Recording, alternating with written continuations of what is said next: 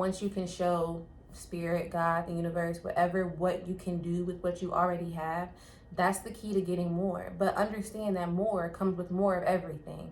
They say more money, more problems. Word to Drake and that new song he just dropped. Well, bring me all the problems. Give me all the problems.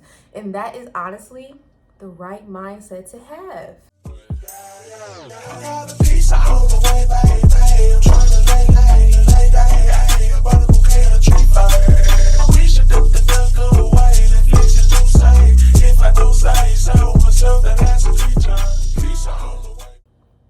Peace. Welcome back to my channel. If you are returning, my name is Zuri. For those who are new, if you want to find any other information about me, like social medias and things that I've done as a creative artist, herbalist, chef, creative, whatever, you can check the link in my description box.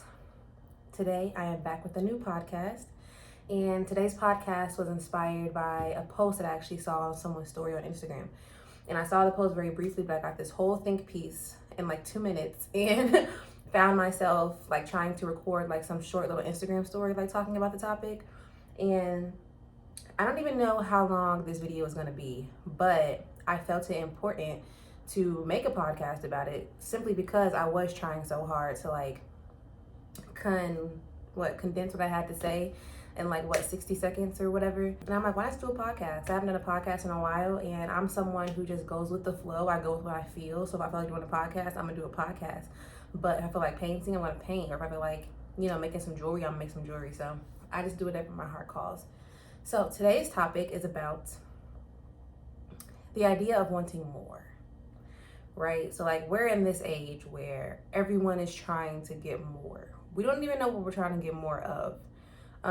We think it's money, but in reality, are we really in a position to acquire more? Do we have what it takes to execute with more, So I just want to talk about this topic a little bit. And I did not write any notes down, so this is like strictly off the top of my head. So I'm sorry if I have I jump around quite a bit. I happen to digress a lot. I'm very detailed. So the first topic I want to talk about when it comes to wanting more is the idea of gratitude, right? And you hear gratitude a lot these days, especially as the world becomes more and more spiritual, or whatever you want to call it, because I believe we're all spiritual by nature, but there seems to be this trend where to be spiritual, you have to, work with crystals, and you have to meditate, and you have to, do all these things to be spiritual, when our existence in itself is a spiritual thing. So we're in this, day and age where, spirituality is like a thing. And one of the main things you hear people say is, next to manifesting, is about gratitude. Gratitude, someone said before to me, is that gratitude is the currency of the universe. And that resonated so deeply within me. And so in this context of wanting more, you're implying that you have not gotten out of life what it is that you're supposed to get out of life at this point in your life, right? That's where desire comes from. I want more. I want this. I want that. Like what I have right now isn't enough. And I urge you to really ask yourself, is what you have right now really not enough? What about it is making you want more? When you're thankful for what you already have, you're going to use those resources to the best of your ability to get what it is that you really want. If you really want it, but if you don't really want it, you'll find yourself not doing what it is that you need to do to get what you want, and we want to blame it on the fact that we were set up in life and our families don't have that much money and we were dealt a bad hand and, things like that. But, as cliche as it is, like we do all have the same 24 hours, and no, you may not have the same resources as someone with, a medical degree or already established in their career, or have a large following. Yeah, of course they have more resources, but what did they do to get to that point? They didn't always have those resources. They did something with what they had to get to where they are now. But all we see is where they are now, and then we feel bad about ourselves because we're not there. That doesn't make sense. It doesn't make sense that we feel like we don't have to put in the work. And that is why that word manifest, I roll my eyes at manifest, because you can't just put an intention into the universe and be like, God, I want this, and then just sit back and wait for it to happen. That's not how it works. Faith without works is dead. Faith without works You gotta work, bitch. I know none of us like working. You know, I'm the main, I don't want to say I'm the main one, but I am someone who has complained a lot about having to work like, you know, a 9 to 5. Even though I'm in a position now where the current job that I work, I've been at this job the most I've ever been at it. I get paid the most I've ever been paid, even though, okay, let's just gratitude, right? I get paid the most I've ever been paid. And I'm in a position to where I get to wake up in my home. I get to wake up with the sun. You know, like I don't completely work from home, but like I don't have to rush and get up at like, you know, 6 a.m., 5 a.m.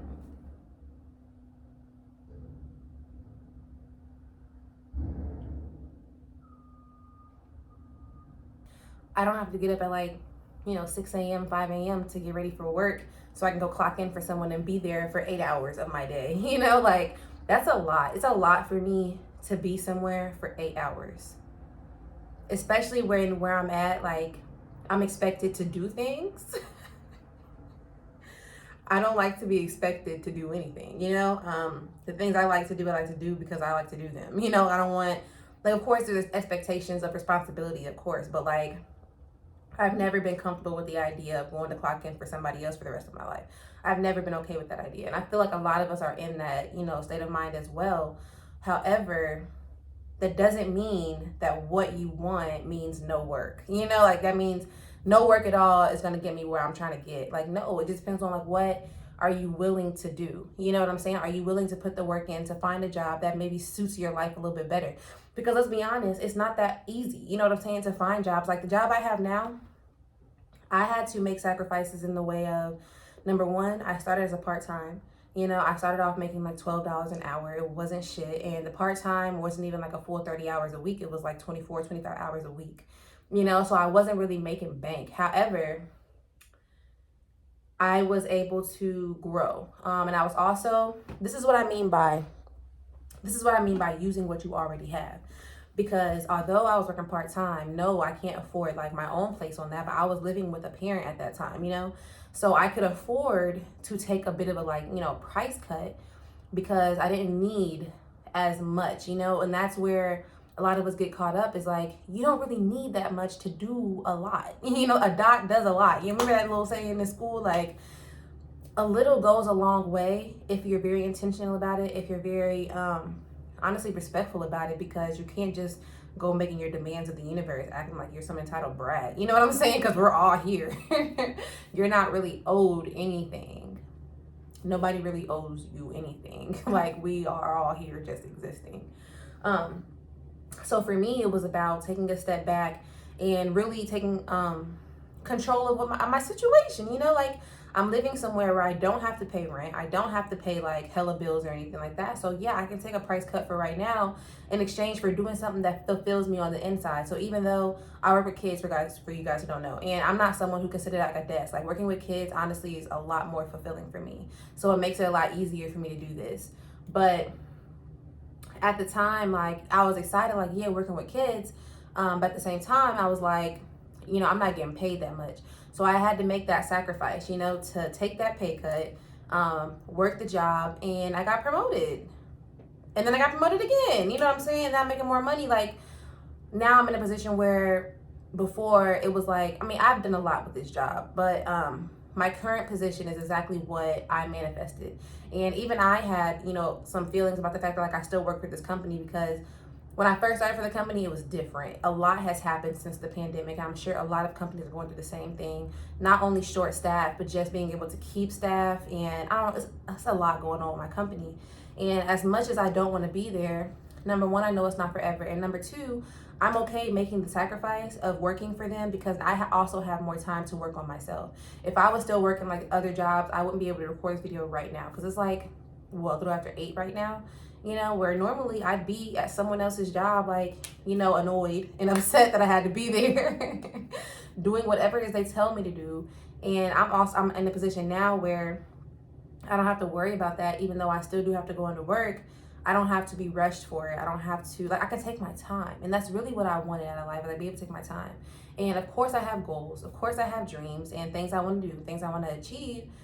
But who's to say the moment that you're in right now, like, also isn't valuable, also isn't a gift, also isn't what you manifested. So that's why gratitude is so important. Be thankful for what you have. You know, when I was living with my parents at the time, like I was so upset that I had to do that. I wanted to be able to live on my own. I wanted, you know, like my own shit. And that came from honestly a toxic mindset of someone I was dealing with before. We were really good friends, but she told me that I wasn't a go-getter. I wasn't a hustler. And at the time, I took offense to that because she's someone who has had to do that. I honestly wouldn't wish that on my worst enemy. I wouldn't wish anybody had to give up their childhood to survive. You know what I'm saying? And that's essentially what she did.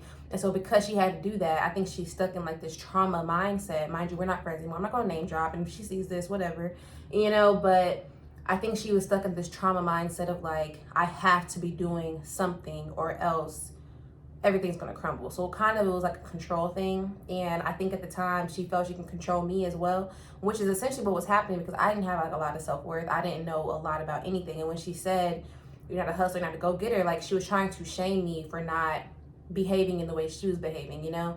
When we were in college, like she always had money because she always worked. Like she always had a job. And because she had been on her own for so long, she knew how to allocate her resources compared to me, who had never been on my own until I went to college. You know, I had never really worked a job. I worked one job before I graduated, or two jobs before I graduated. I worked another job over the summer, and then I would just work over the summer when I would go home, you know? So I never was like rolling in dough because I wasn't working full time as a student. The fuck? I'm a student. Like that shit was a lot in itself. So like, no, I'm not working full time, especially if I don't have to. However, the way she treated me and made me feel was that like, you should be doing more. You need to be doing more. Why don't you have any money? Like, why can't you do this? Why can't you do that? Like, you know, it was like this, it really ate away at me, you know, to not have this go-getter mindset. But now I'm in a phase where I think the world is coming into this phase that like, who wants to be a go-getter? Like, who wants to hustle 24/7? I feel like it's important to work. Like I said, yes, hard work is important, but it's also important to rest. If you don't rest, like what can you really accomplish if your body's not up to par, if you can't get up, if you can't move, you know what I'm saying? Like if you don't take time to rest, your body's gonna force you to rest type shit, you know? So that's where I'm at, like as far as wanting more. Because after we get past the gratitude bit, are you even equipped to handle more? What is the more you're asking? What does it come with? Because something that we also face, me, myself, I face fear of failure and fear of success. I got a fear of both of them bitches, you know? Like, it's a hard thing. And a lot of us have both. Some of us have one or the other. And when it comes to having more, you have to know that having more comes with more responsibility. More is required of you. Heavy is the head that wears the crown. You're going to have to do more. So like, if your mindset is like, I want more, but I don't want to do more, do you see how the universe would get confused? Do you see how there's like that wedge right there that you exist in where the universe doesn't know what to give you because you say you don't want to do more, but you want more. So like, do you see how that's not in alignment? You have to understand that you're going to have to do some work, you know? And to get more, you'll have to do more with what you already have. So it all goes back to gratitude. You know what I'm saying? You have to be thankful enough for what you have to be able to use what you have to do more, you know? And I'm not going to sit here and act like I'm the most established, the most responsible person that you'll ever find, because I can look around now at shit and get overwhelmed. You know, I can look around now at shit and be like, I still got to do that. I still got to do this. I'm not very on top of that. I need help with this. You know, like there are many things, but the thing is like I form all those things of needing to do with what I have right here in front of me. You know, I'm looking down because this is like my little setup or whatever. And I have like my business case right here where my phone is sitting on top of. I have like my herbs over here. This is like my little workspace, you know? And my paintings on the wall. I bought that one. I didn't paint that one, but I did paint that one. I have other paintings all around here. Like I have plants everywhere. Like this is my safe space, my creative space, my happy place. And it took work to get here, you know? It took me utilizing what I already had. So when I first started, I won't say getting into herbalism, I'll say when herbalism first called me, because herbalism wasn't something that I thought like I knew as a kid, like, yeah, I like herbs. Like, I want to do plants, like plant medicine. Nah, it was actually more so just medicine. I wanted to be a doctor when I was a child. And when herbalism came to me, it came to me, number one, through my ancestors, but it came to me as a voice, and I feel them now with me. It came to me as a voice that told me what to do to help my current condition. So at the time, like I said, I was living with my parents. I was living with my dad, and that's when herbalism came to me. Also at that time, I was getting a lot more into tarot, a lot more into the etherical side of, like, living life, and your birth charts and your signs and all that. And I was also dealing with something called IBS. And I didn't really know what IBS was. And it wasn't like an extreme case or anything. And I'm not going to go into like specifics of like how I knew I had it. But it wasn't like super extreme, but it was enough to make me uncomfortable sometimes, And so like I started making tea in the morning. And when I first started making tea, it wasn't like it wasn't herbal tea. I started making tea to, number one, try to heal my body, but also for my throat. Because at the same time, I was also pursuing music. And I'm still pursuing all of these things, but music was at the forefront of my mind, next to like spirituality and stuff. So like I was making like a honey lemon tea and ginger. So I think ginger came later, but I think initially I started with honey and lemon and sugar. With sugar, I ended up, cutting that out eventually. But when I first started, I didn't know much. So like I'm making like this honey lemon sugar tea that I'm drinking every morning, and it tasted good. Like, it was fire. But then like I would go to the store, and all of a sudden I heard mint. So I went to go grab some mint, and I started adding mint to my tea. And I noticed it started healing like my IBS symptoms. Like I Googled, after I got the word, I Googled like what mint was good for. Lo and behold, it's good for IBS, So that's how I knew, number one, it was my intuition that was telling me like, get some mint. And that started my whole herbalism journey. After that, I started adding ginger to my tea. I started making different teas, buying different herbs, like that's where it started. It didn't start off with me opening some huge herb business with a shit ton of herbs I didn't know shit about, I didn't just have them and then start, making teas and selling them to people. Like, no, it started with me. This started with me and using my resources and what I had to help myself. You know what I'm saying? That's how the universe knows you're ready for more. When you can take the little resources you already have and make something great out of them, that's when the universe is going to be like, all right, so you can take that and turn it to this. Well, I'm going to give you this. What can you do with that? Can you turn that to whatever, can you flip it essentially? But if you're not showing the universe that, if you want to call him God, whatever you want to call, whatever your preference is. Because God doesn't care either way, as long as you call on him. You know what I'm saying? But there were all these things that I did with not having that many resources. And I know that's why I'm in the position I am now. Like I know that's why I'm in the position now to where I can make candles and I make my teas and I make my crystal jewelry. And, all these things have resonated with me and have touched me personally. And I've done what I could, you know what I'm saying, with the resources that I have to do what I can to manifest my dreams, to take those steps, closer. So like, that's why I have a thing with the word manifestation, because we often think that we can just do a little 3-6-9 method, or we can just sit and visualize for 17 seconds. They get all specific these days. It really gets on my nerves a little bit. And I'm not saying these techniques don't work, because I've done a 3-6-9 before, but you can't just do it, bless it, and then walk away and forget about it. Like, there has to be some intention. There has to be more energy put behind that. There has to be more, because what you put out is what you get back. So if you find yourself wanting more, and I feel this, sermon, I'm gonna call it a sermon, that's what it feels like. I feel this sermon coming to an end. So I'm gonna end y'all, I'm gonna hit y'all with this.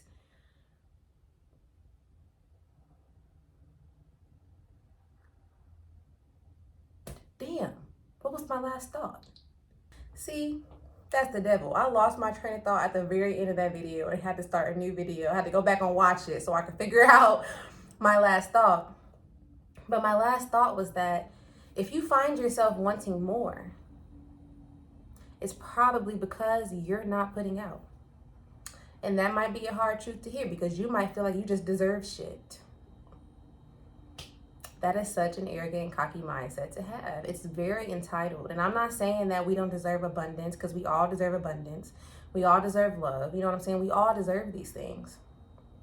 But abundance is so relative to everyone's individual situation, because abundance to me would be like having enough money to comfortably buy groceries and pay all my bills, you know, with some excess. That's abundance to me right now because that's not my current situation.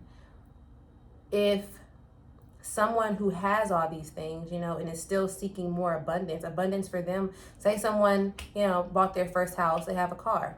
Abundance for them might be, you know, building a fence in their backyard and having a baby. That's their abundance. Abundance is very relative for everyone's different situation. So if you find yourself wanting more, that typically means you need to put more work in for what you already have right now. Stop waiting on tomorrow. Stop waiting on next year. Stop letting these Twitter astrologers tell you, oh, you've done enough work and your blessings are coming in and they're going to manifest in 3 weeks and you're going to get exactly what you've been asking for and what you've been wanting for. Don't let them tell you that if you haven't been putting in work. That's like one of the reasons why I stepped away from YouTube readings, because I'm realizing the audience of these readings don't really understand what it really requires to get where you're trying to get, especially when it comes to love. Like a lot of people will come to YouTube for these love readings and they'll be like, oh, your person is thinking about you. Oh, they want you back. Oh, they're going to apologize. Oh, they're going to do this. So what are you going to do? You're going to sit and wait for this person who has these wants, but there's no confirmation on the action. You know what I'm saying? Like, so to sum it up, what I'm trying to say is that this culture of wanting more and not being satisfied with what you got, like, number one, please understand and know that gratitude is the currency of the universe. And once you can show spirit, God, the universe, what you can do with what you already have, that's the key to getting more. But understand that more comes with more of everything. They say more money, more problems. Word to Drake and that new song he just dropped. Well, bring me all the problems. Give me all the problems. And that is honestly the right mindset to have. That bar right there, that is the perfect line. I'm probably going to title the video that. That's the perfect line for what I'm trying to say, you know, because when you want more, there's going to be more required of you. So be mindful of the idea that there's going to be more required of you. And especially in this day and age where we all don't want to do more, that's just not the way the world works. And that's not the way energy works. And you're going to always be stuck in this mindset of not having enough if you can't be thankful for what you have and get to fucking work. Okay? I love you. I'll see you next time. Peace. Big wheels keep rolling, rolling. I'm outside. 29, G5, seaside. I've been losing friends and finding peace. But honestly, that sound like a fair trade to me. If I ever heard one, and I'm still here outside. Front line, south side. I've been losing friends and finding peace. Honestly, that sound like a fair trade to me.